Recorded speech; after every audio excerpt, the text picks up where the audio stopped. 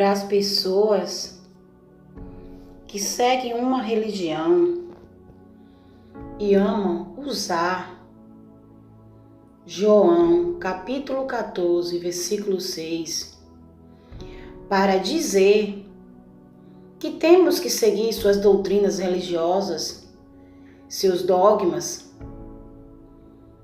como se a religião tivesse parte com o Messias, como se a sua religião fosse o caminho, a verdade e a vida.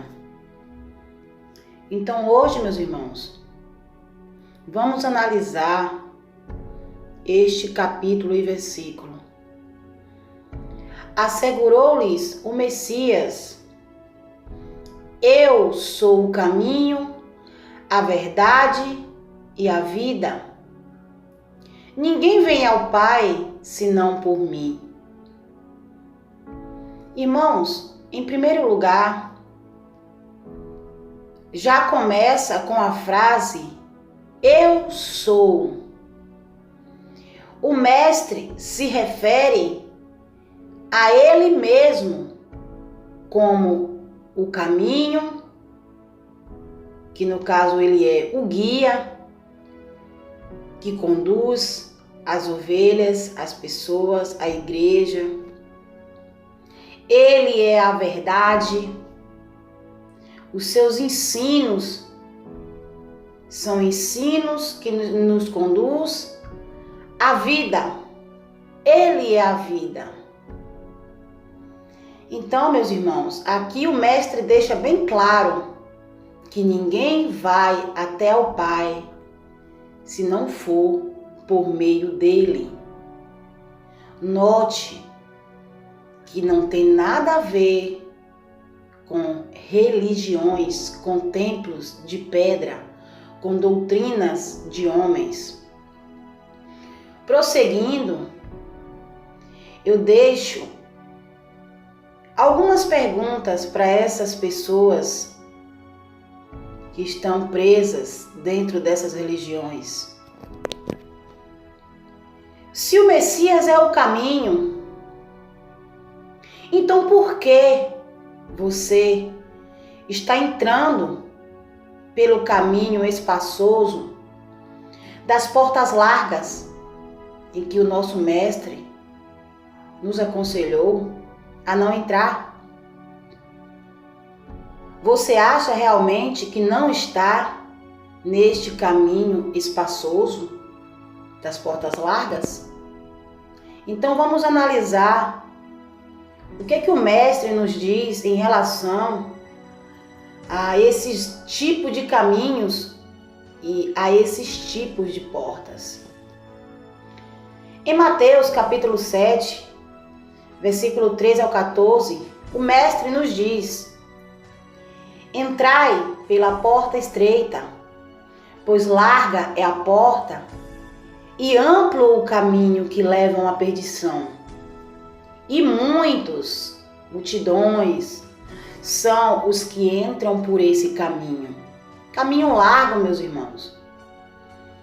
Porque estreita é a porta e difícil o caminho que conduzem à vida eterna. Apenas uns poucos encontram este caminho.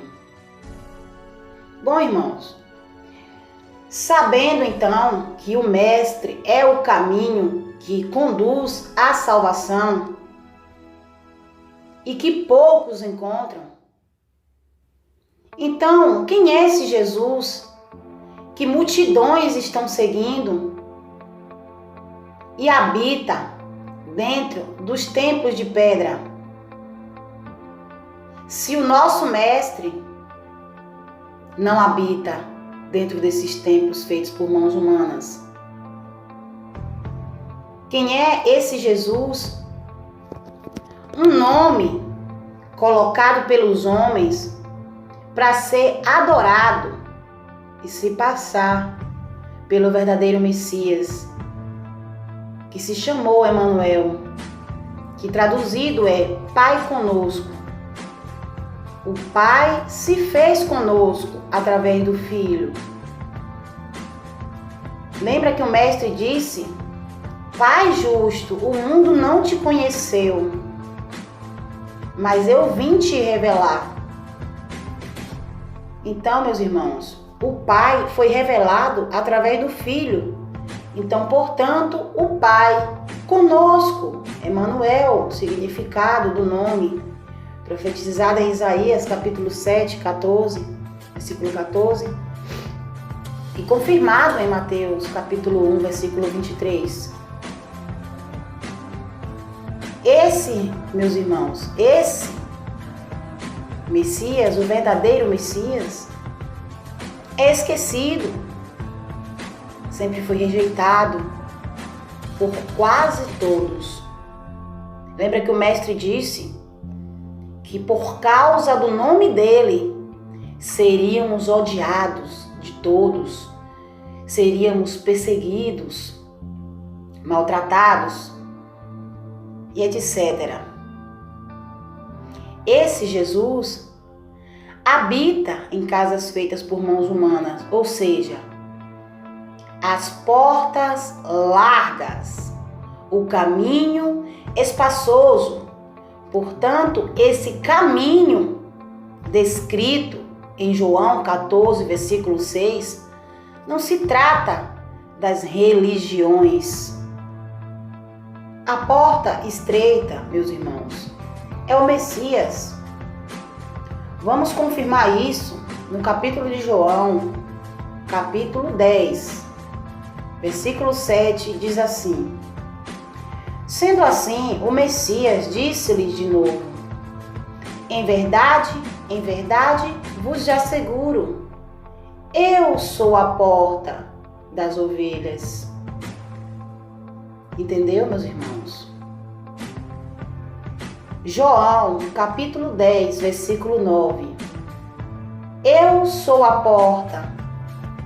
Qualquer pessoa que entrar por mim será salva. Por quê?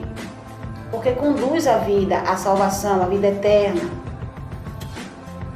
Entrará e sairá e encontrará pastagem.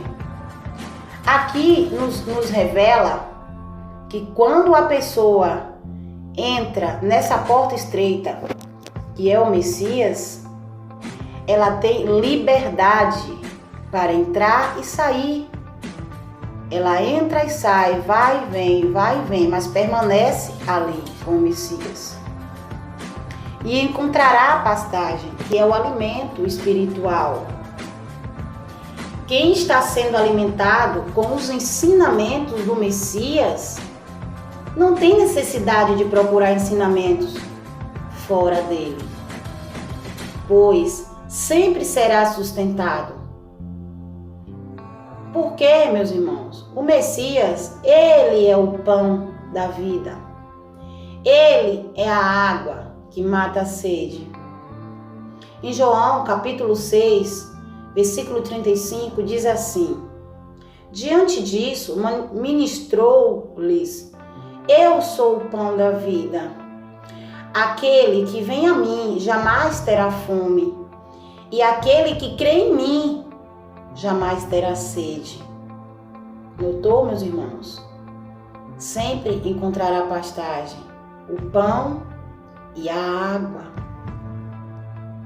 Em João, capítulo 4, versículo 14, o Mestre, ele fala para a mulher samaritana que estava indo até o poço de Jacó. Como sabemos, no meu vídeo aí anterior da mulher samaritana, explica um pouco melhor. A mulher estava indo até um poço buscar água suja. O poço ali representava as religiões, os ensinamentos humanos. Não é a verdadeira água, não é uma água limpa.